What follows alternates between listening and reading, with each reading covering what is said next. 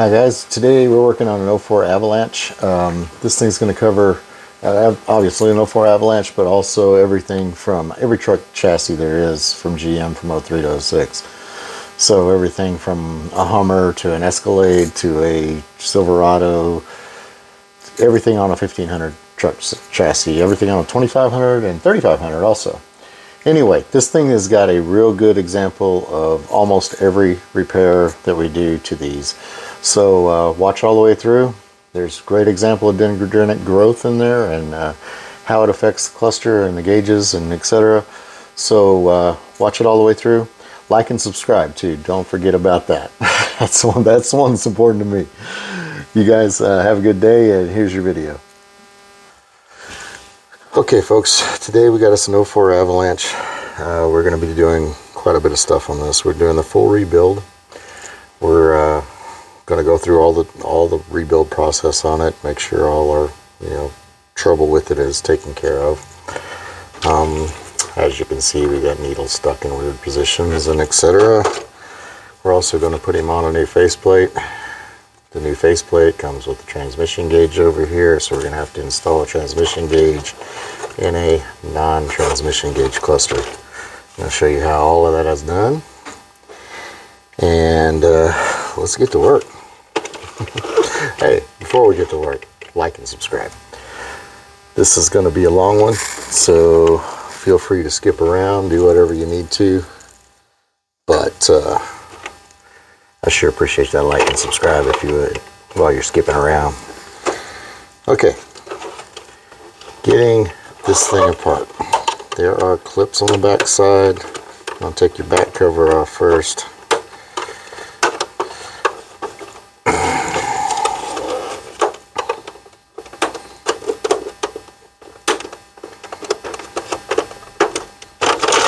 Try to do this in the middle of the day. I'm sure the phone will ring 100 times, but it's okay. We'll get it done.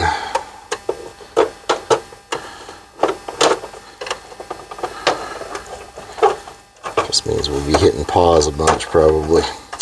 All right, these clips on the top side.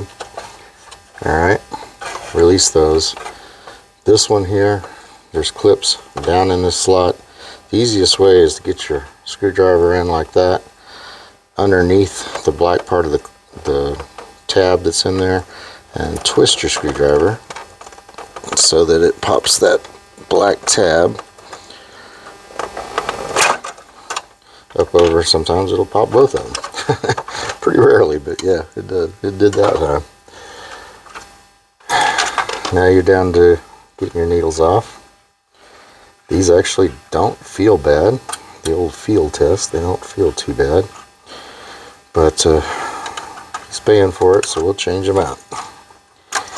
Not sure why that one was stuck in a weird position, but now when I took these off, I know I don't have to mark them because I can power this thing up on the bench.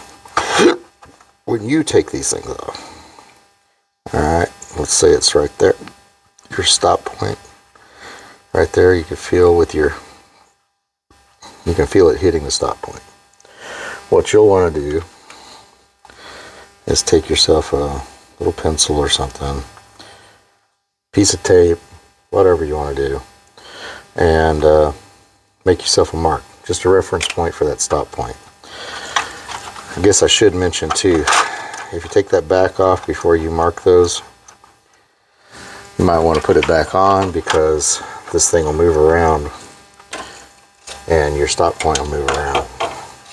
So you want to have, when you're marking your stop point, you want to have it kind of seated in there so you don't get that movement, so your stop point is consistent. Okay? And then we want to put them back on with the back on too. So I don't have to worry about that because I put them on differently because I have a power supply and a whole harness set up for this. This one has obviously been into before.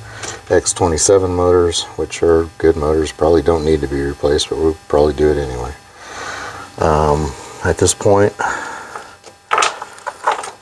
I like to power them up, kind of see what I've got.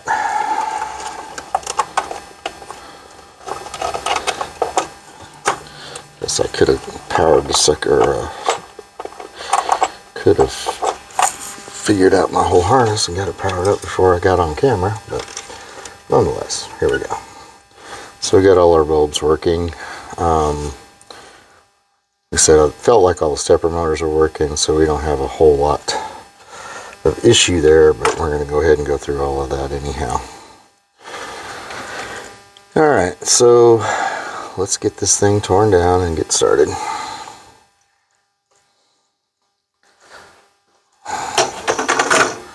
I haven't cleared off my bench over here yet. Let's check this one more time. This one was a real pain in my butt, but she's working. Alright.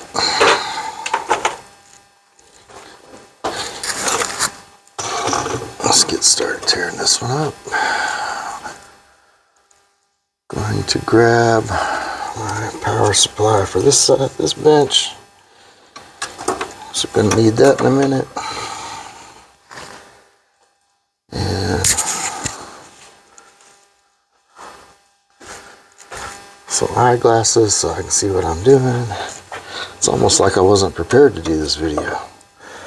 Alright. This was not the greatest soldering work back here. So he may have been having issues due to that. Would not doubt that a bit. Alright. Solder sucker.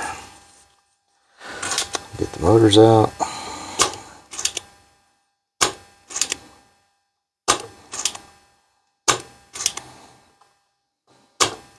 Also, we got quite a bit of dendritic growth going on here.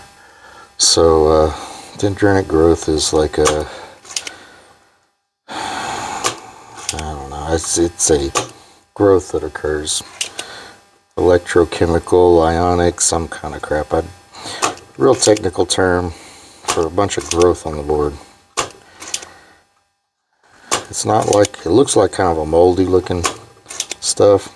It's not mold in any way, but it kind of looks like it. I'm going to have to show you how to get rid of that.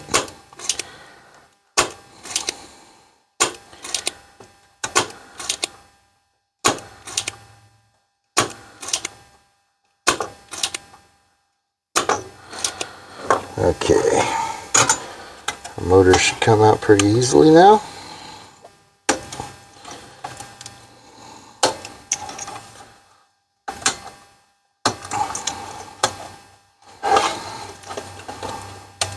Just push on the little white parts that are sticking through the, looks like I missed one here.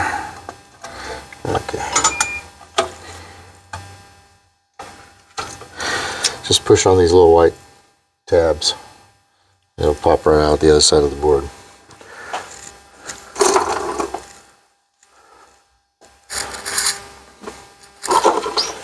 Whew. I'm going to need to restock them. We got 4 motors sitting here in the immediate grab section. Wait, no, I don't. Here we go. There's some more. 2, 4, 6, 7, just right. All right. So let's go ahead and blow our little light bulbs off this. Again, this is not very good soldering work, whoever did this. I'll blow our bulbs off of there.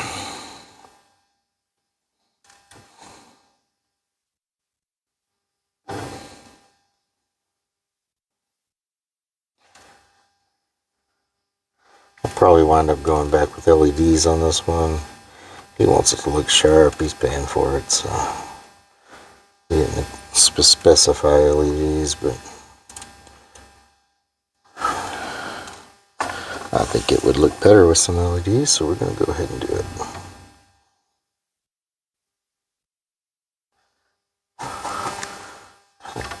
Solder kind of crusty on here.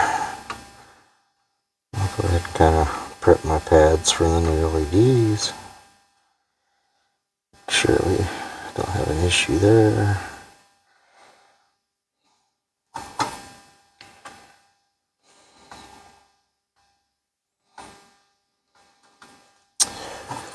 Alright. Part of my rebuilds on all of them is power supply area.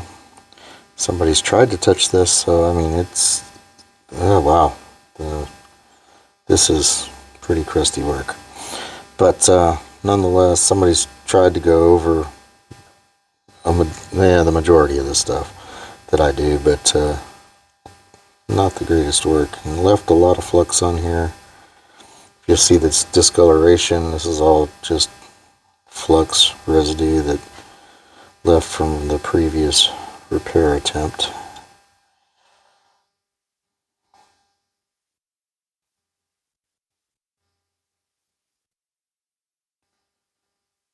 So we go over those. 3 resistors are a primary culprit when you have complete power failure on a board. Sometimes you'll get these in the middle here turning loose as well, causing power issues.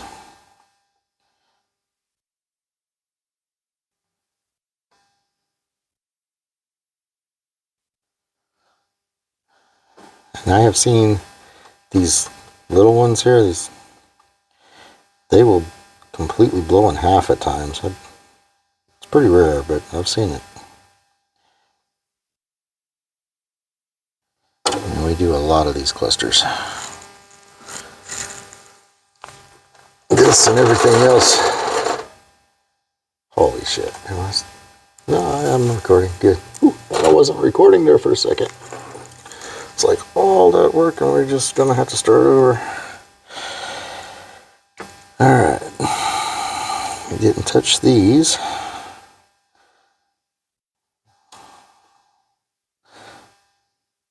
So these resistors are in their virgin state.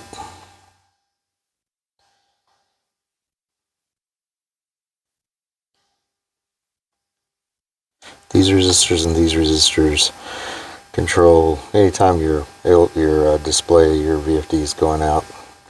These are usually the culprit.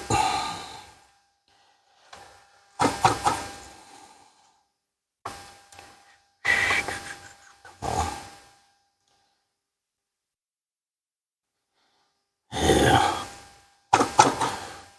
Some pretty crusty solder work.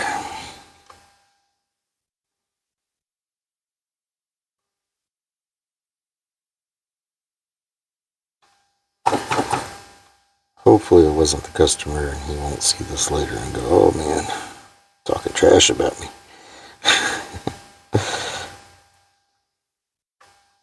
So I don't really expect to see primo work out of individuals, you know, that do this stuff.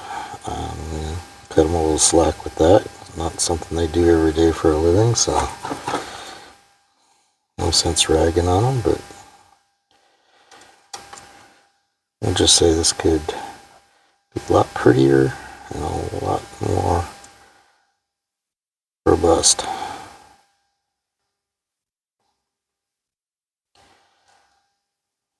Definitely you want to get your flux off when you're done, which was not done here. Alright, let's start working on that flux. Sometimes it's a little difficult to get the old crusty flux off, but usually a little alcohol and just start scrubbing away at it.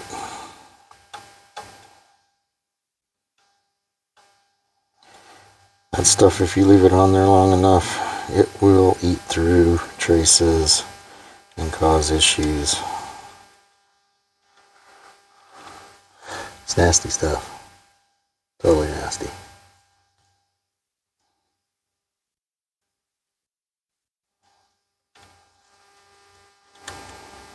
It's pretty essential when you're doing solder work that you have some flux, whether it's the resin core solder that's in the wire itself, or use some higher end flux. It's pretty essential to get your solder to flow onto the points it needs to, and increases your working time with your solder. Anytime you're getting like the flyaways or let's see, this one's kind of got some flyaways, so you get some stuff like that going on. See if I can get it on the camera for you here. You know, with little stringers coming out like it's got a tail. Now, watch this. Let me put a little flux on it. Your working time increases, and the same joint done with flux.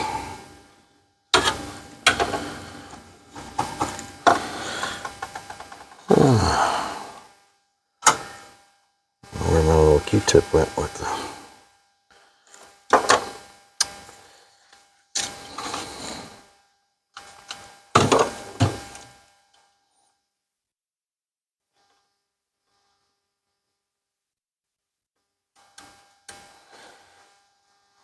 I'm not going to be able to get this discoloration to go away. It's just kind of discolored.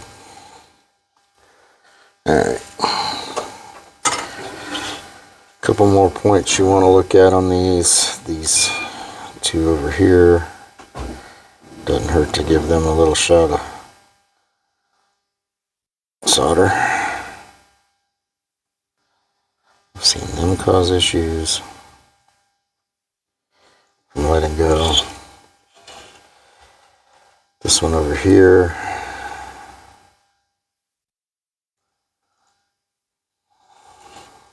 I mean, you can get as crazy as you want with this thing and do everything on the board if you want to, but these are the main failure points that you want to hit. Alright, so we're looking pretty decent there. And while I've got this down with everything off of here, I'll turn it over. And the way we get this dendritic growth off, and we'll see if we can get a better picture of the dendritic growth going on here.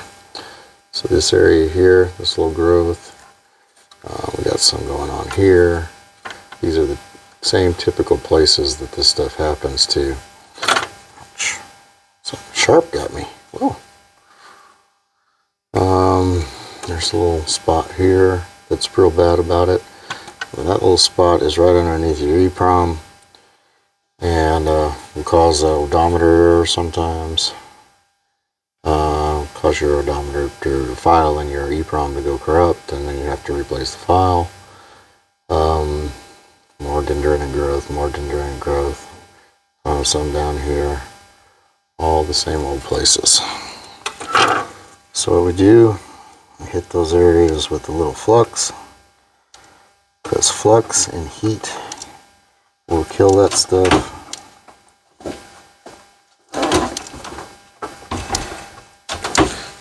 Better get out of here, you won't be a camera. I'll make a star out of you. She never wants to be on camera.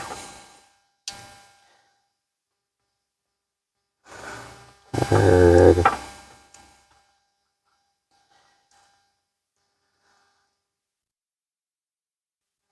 Right there. Just got to look real close, and anytime place you see any of that stuff, add a little flux to the surface. You don't want this tip for working on this. You want a big O tip that gets nice and hot. I'll put my bigger chisel tip on. That's what I like to kill it with. Wait for it to heat up. You need the heat to get this stuff off, so basically my iron is set as high as it'll go. And that's just, this stuff will just kind of, let's see if we can get a better look at it here while I'm doing it. So you can see it on there. Just go over it with the heat. It usually just melts away. This one's being a little difficult. have to go over it a couple of times. Let's get in there.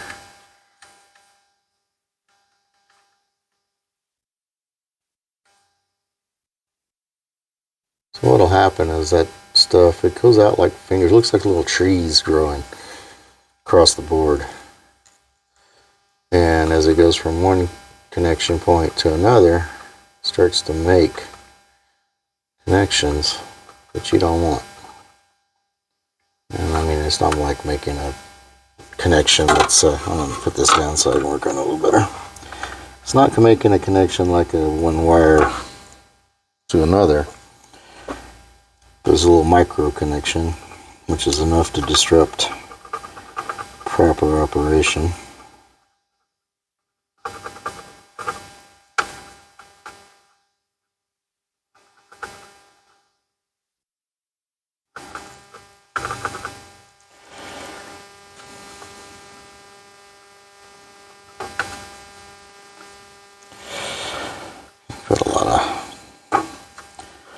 Put a lot of this flux on there too. You get a lot of smoke. And I'm sure it's not good for me. But if I turn my fume extractor on, it's awful hard to hear what I'm saying. That thing's loud.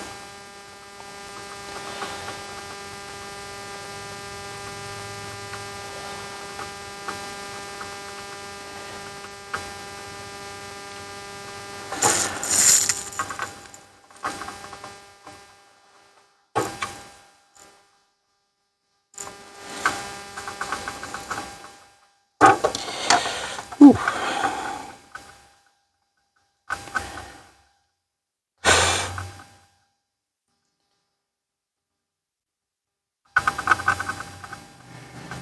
And just patiently work this stuff. It'll eventually all go away. There's some guys, I've heard all kinds of tactics for getting this stuff off of boards, like, you know, I'll use a magic eraser and this and that. You can, but all those other techniques are abrasive. So, wow, that's interesting. So this one almost looks like the solder is adhering to something right there that shouldn't be connected. I'll verify that on another board that I've got, but I don't think that should be looking like that.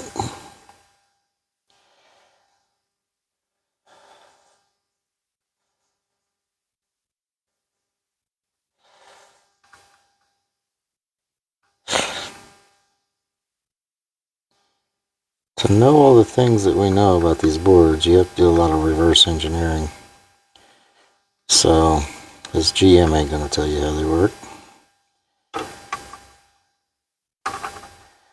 Doing good to get the basic information out of them.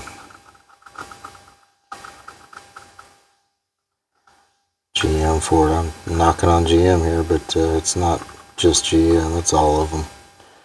All of them want you to come in and buy a brand new car instead of fixing what you can.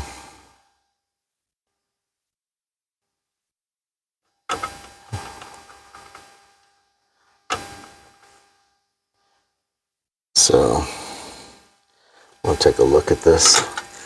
I've got a board here that's probably interesting to y'all.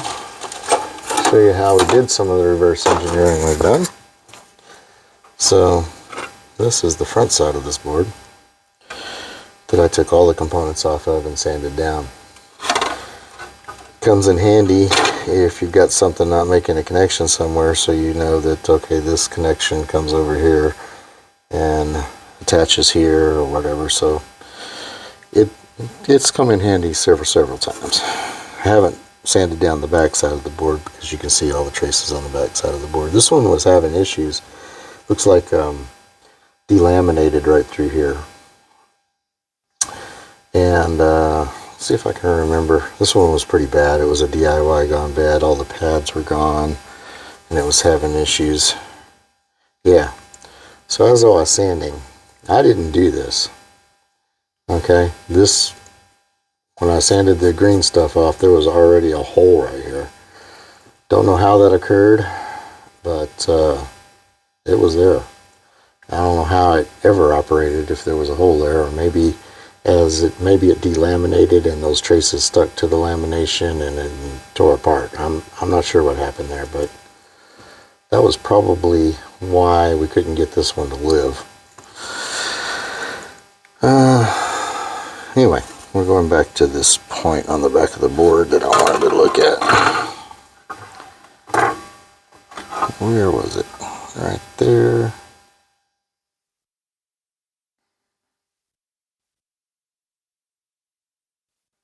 So we're underneath that. Okay, that actually is supposed to be a trace. So that's supposed to be there. That's good. It's still there. Just had a funny look to it. Alright. Like we said before, you want to get your flux off the board when you're done. See, that's already turning a nasty color. Looking crappy. Want that off of there.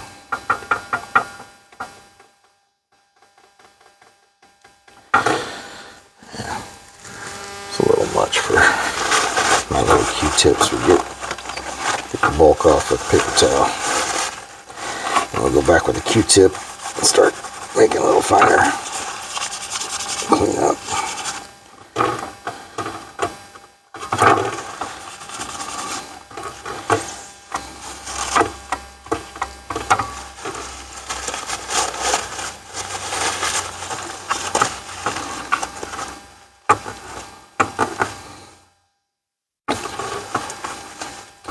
Sometimes you got to get some of that flux off of there just to see and evaluate the job you did, whether you got enough off or not.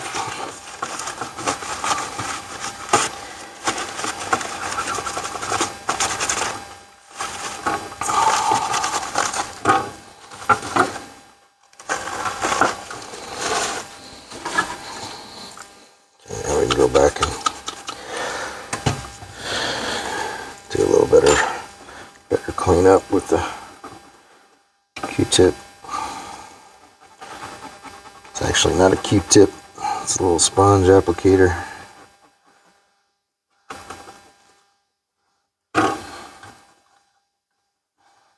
Go over everything that you put on here. Sure it's off.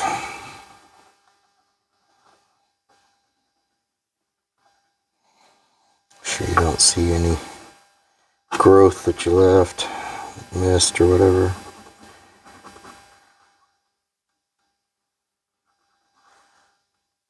You can get these on Amazon. They're cheap.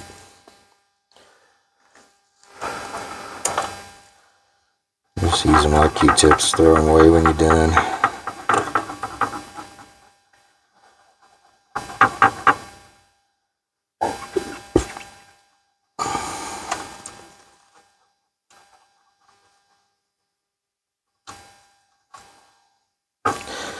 Feel like you missed any, like I feel like I didn't do a very good job right there. Add a little more flux, do it again.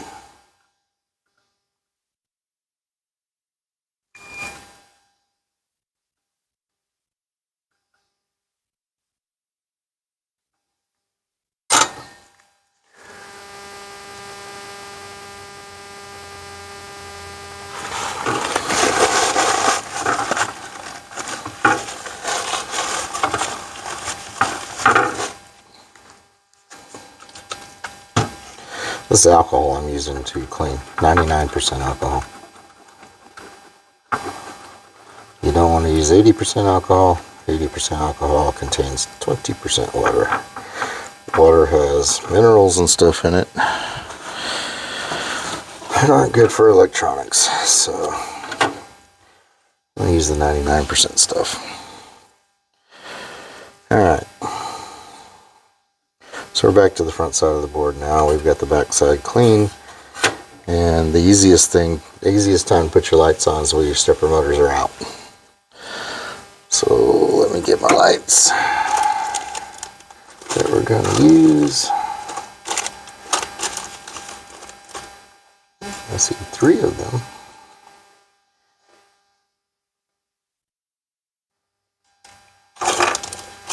Hopefully I've got some more laying around here someplace. I'm going to put you on pause while I find them. Well, we were going to use white ones because it's going through a blue. He wants it to light up blue, but the backing or the faceplate that we're using is blue. Got a blue backing on it, so it turns them blue anyway. But I can't. So when you get these LEDs, come from All Electronics. They're 12 volt converted LEDs. They come like this. Where are you? There you are. They come like that with the long legs. Got to trim them down. Bend them out. Try to get them even. And then we can fit them on here. So I'm going to cut these and get them bent out. Stand by. So when you get done trimming your LEDs and bending your legs out, they should look a little something like that. It's going to make it nice and easy for you to attach them. You need 9 of them if you have a transmission. If you have a transmission gauge, excuse me. We're adding this transmission gauge that's never been there, so we're going to need to prep that. These little solder holes are plugs, so we're going to open them up.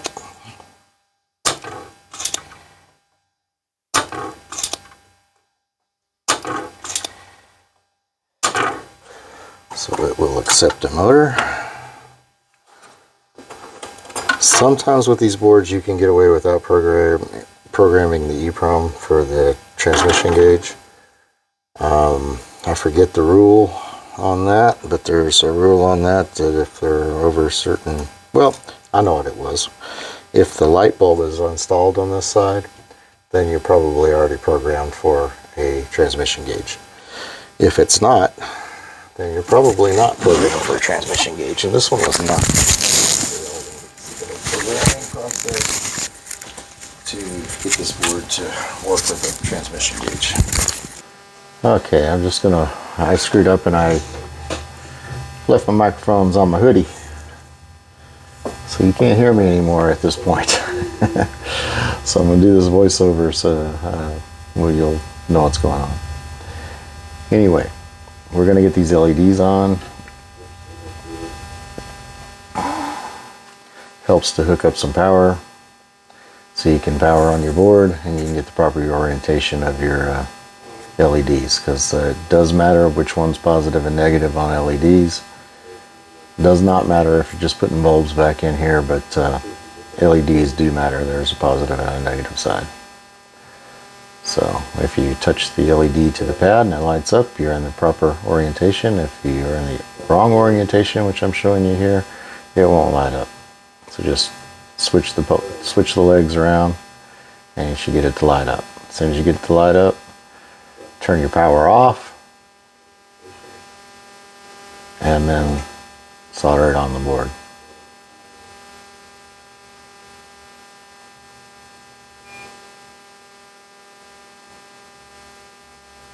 Don't want to be soldering with power applied to the board. Too much chance of things going south. So we just repeat this process. I'm going to speed that up and you guys won't have to tolerate watching it over and over again.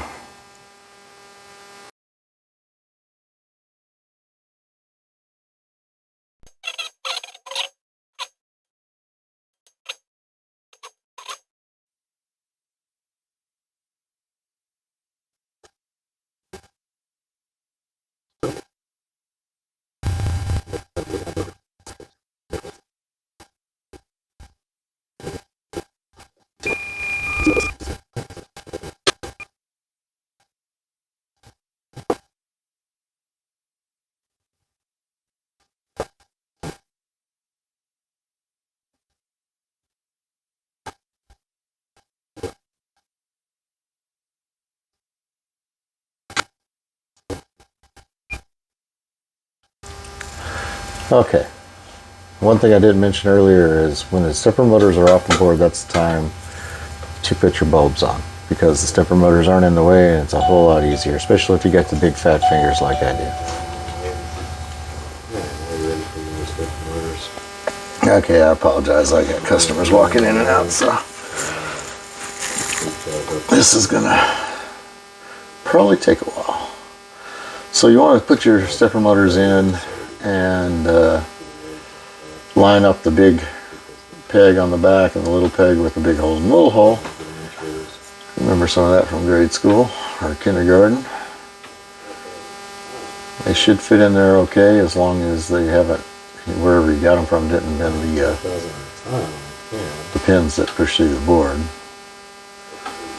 All of mine come in trays, so they're perfectly straight.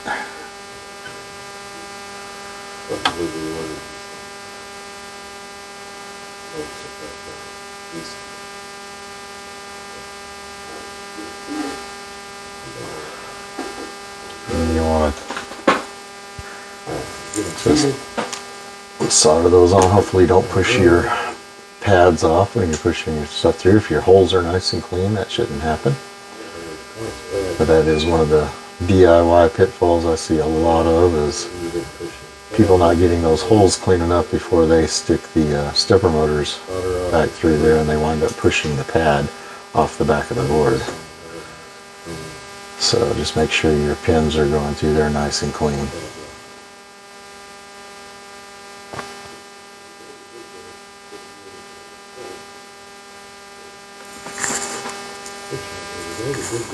So we're going to get the rest of these done.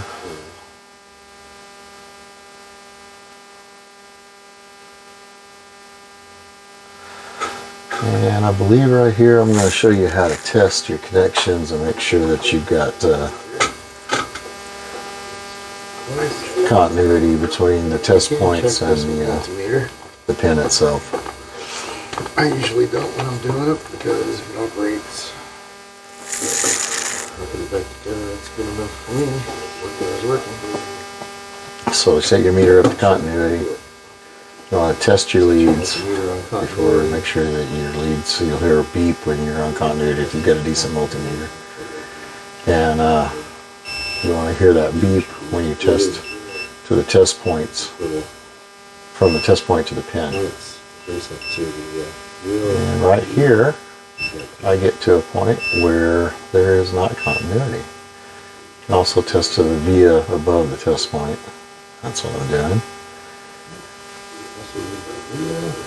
And there is a break in the trace, so I'm going to have to show you, I'll show you how to repair that here in a sec.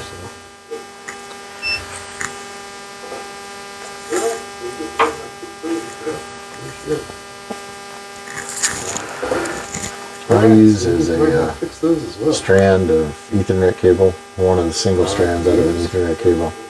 It's readily available and don't cost a dime, so just bare the wire back to solid copper.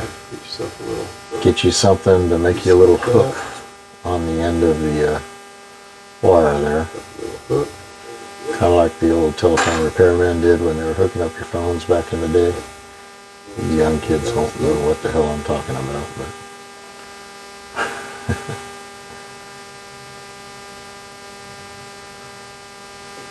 so a little hook in it.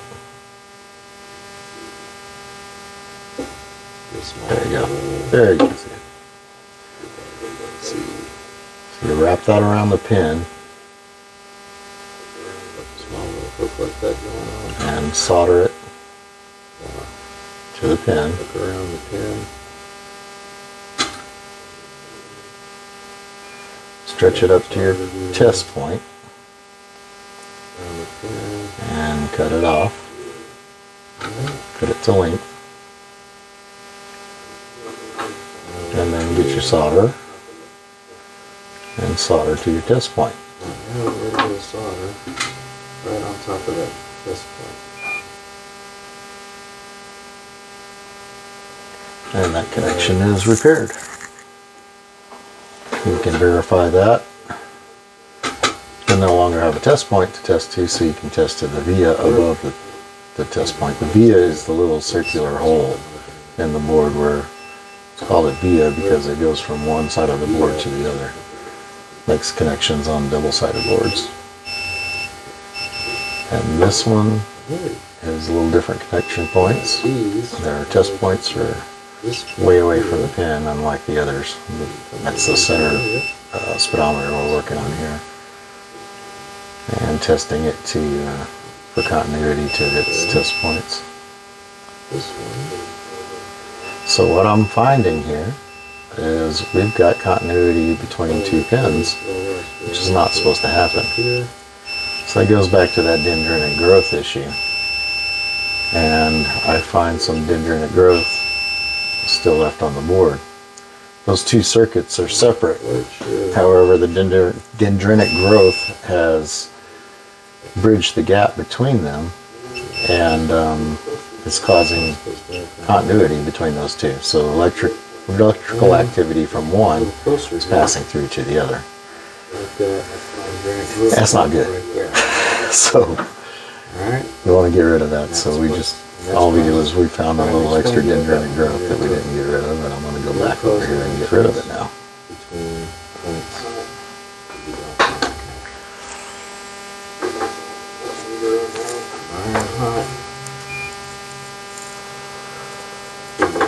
Multimeter around from that.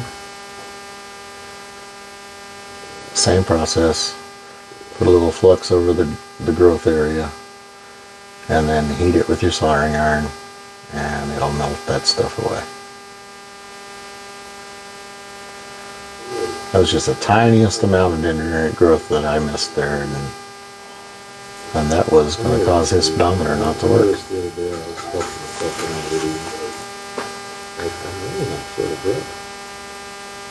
My microphones are right there in my throat.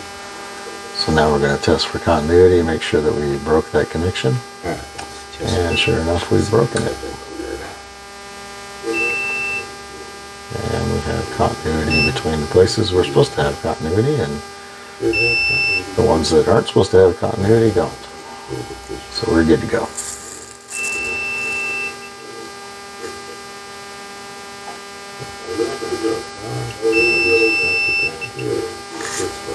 I'm just emphasizing how little growth it took to make that connection. I could barely see it until I had a problem, and then I had to go looking for it. And I'm going to test the rest of my connections here. test the rest of these. Good.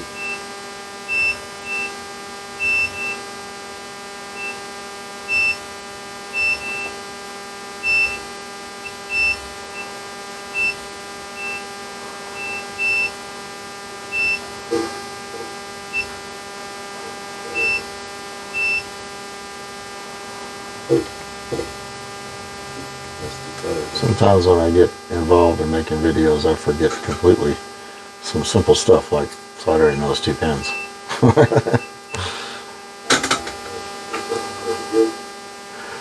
So, all the connections are still good. There we go, we power it up, everything looks good. Displays are nice and bright. And I'm taking a lunch break, and now I'm back. Okay, I did a really dumbass thing. I'm gonna grab lunch. When I took my hoodie off earlier. Okay, I did a really dumbass thing. When I took my hoodie off earlier, because it was getting warm, my microphones were attached to my hoodie. So you guys probably couldn't hear me for a while there. Anyway, we'll get to that in the editing, and do a voiceover if I have to, but sorry about that. Sometimes I can pull a good one.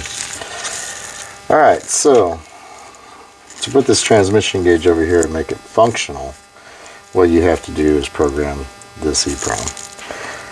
Alright, the EEPROM programmer I have is an AR Labs box. You can go to AR Labs online and see how to purchase that if you need to do this.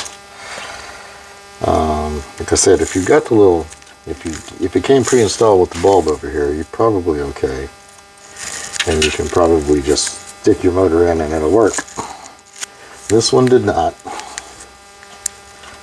So we're going to have to go at it.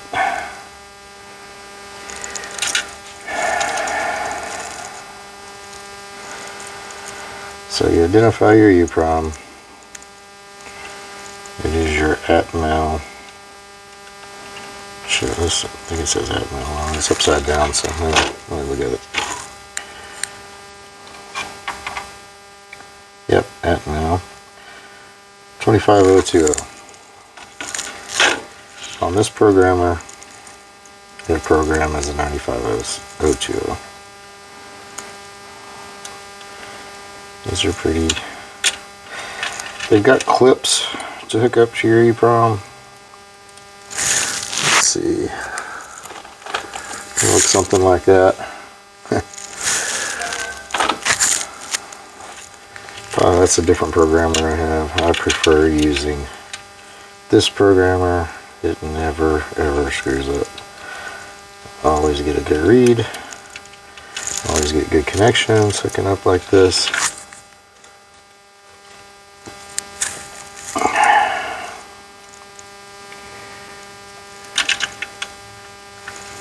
So this is the way I do it.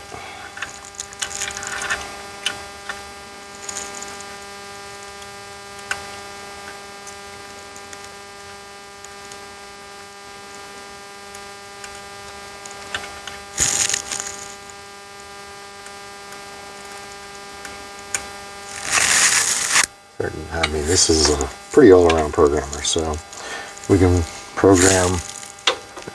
Get over here where you can see. We can program the 93 series, 25 series, and 24 series. This is going to be in the 25 series, and well, my settings should be good.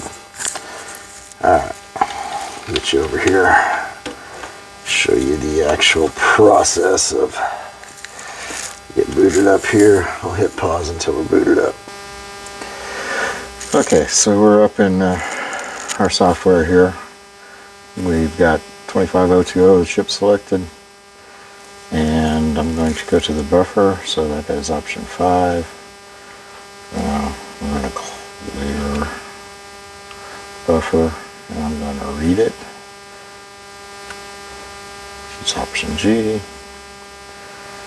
and you can see we're looking for byte 59. Byte 59 is 01. So I'm going to modify byte 59, LM59, enter, highlights byte 59 as 01. We're going to change that to 00. Escape out.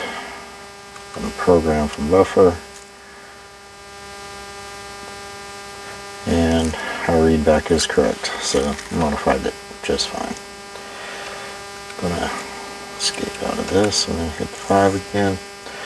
Try to show you all what I know about these. Alright, first 2 lines of code involves your mileage. Alright, that's there's calculators out there that can get to the code and tell you what to put for what mileage, but this is your transmission temp versus no transmission temp on byte 59. 00 is transmission temp selected. 01 is no transmission temp. This file was an 01, so we changed it to a 00. Transmission temperature should work. This byte involves, I think, your VFDs, and what else do I know about it? You can see the VIN number to the vehicle is in there. The engine hours are someplace down. I can't recall exactly where the engine hours are, but they're in the file too. Anyway, our job here of getting the transmission temp working should be done. Let me get set up over here to test it.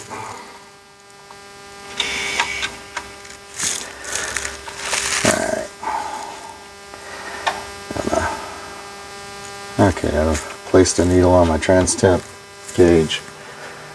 And what I'm going to do is I'm sorry, a lot of this is off camera, but I'm going to come over here and select on my scanner. Got the scanner hooked up through the bench power supply, and we're going to test our gauge sweep. Hang on a second, IPQ gauges. And on. Should be sweeping now, yep. And off. Okay, so our Temp is working. By changing that one byte in the file, we don't need this anymore. I'll go ahead and power this off before we start messing with it.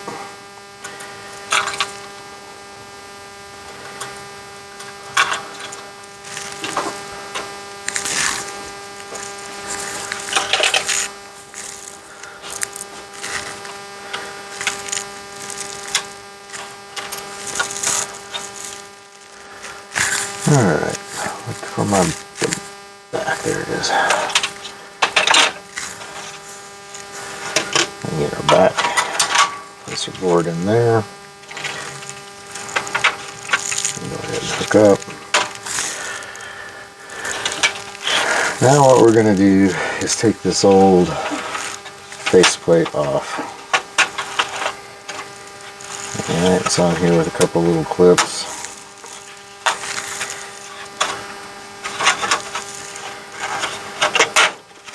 It comes off just that easy. This is pretty clean cluster, so I don't have to do any cleaning here, but this is a good time to clean your bulb diffusing component here. Some prisms or whatever. Put our new faceplate on. Clip it in place.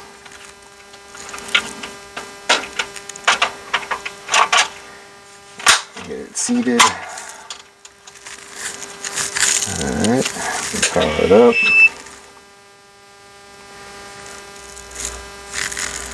I'm going to set our needles at 0.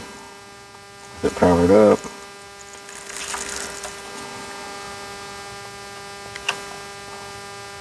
You don't want to twist on your needles once you've put them on the shaft. If you need to do any twisting and adjusting, power the cluster off first.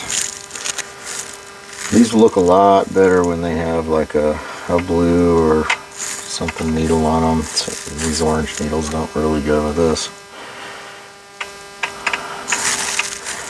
This customer wants to see what it looks like with just these needles, and then he's going to make a decision on whether he wants to spend the money for the nice blue needles. Alright, now I have to find another one of those needles, because this one didn't have one. So, and not only need that extra stepper motor, you will need an extra needle. Fortunately, I have hundreds of these things.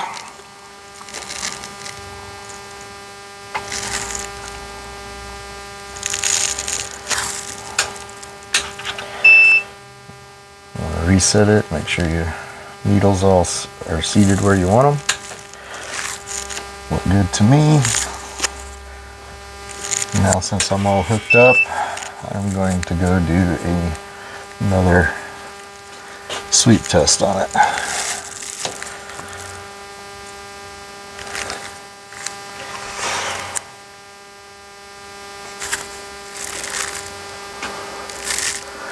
Takes my Autel a minute to establish communication once I've turned it on. Here we go. So everything is sweeping correctly. We can go out, do a lamp test. I should have lit up all of our idiot lights and etc. around, and I did. Alright.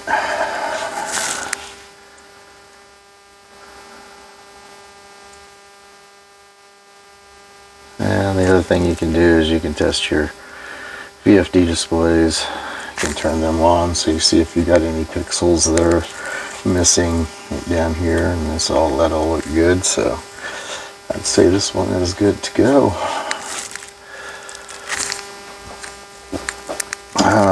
The other thing you can do to customize this is you can get an Escalade lens for it.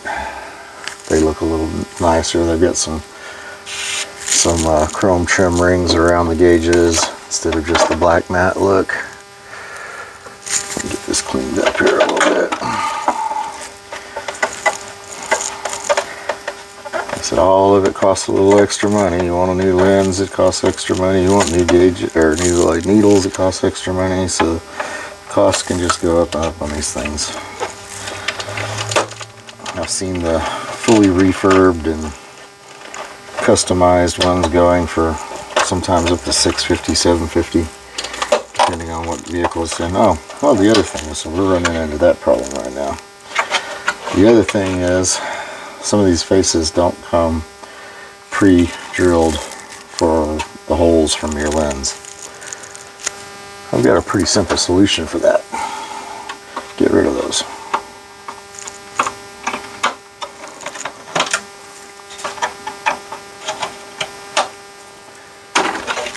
They're pretty useless anyway. So there we have the cluster complete. Let's see if I can get you a shot of it in the dark. So here you have it all lit up in the dark.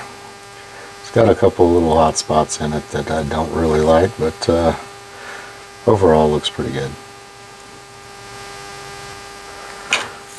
So there you have it. That was a pretty long one. We learned a little bit about everything on this one. So everything from little DIY fails where we had to rebuild that trace, to Dendritic Growth, to changing out the transmission, installing a transmission gauge and making it operable through the EEPROM programmer. Don't think that there's any other videos out there on YouTube that are that cover all the bases, and I can't think of any base we didn't cover. So hope you liked it. Hope this helps you out in some way. Like and subscribe if it did, sure appreciate it. And hit the notification bell if you want to see the new ones that come up. Sometimes I update some of the videos and I learn something new, and when I learn it, so will you. All right. See y'all on the next one.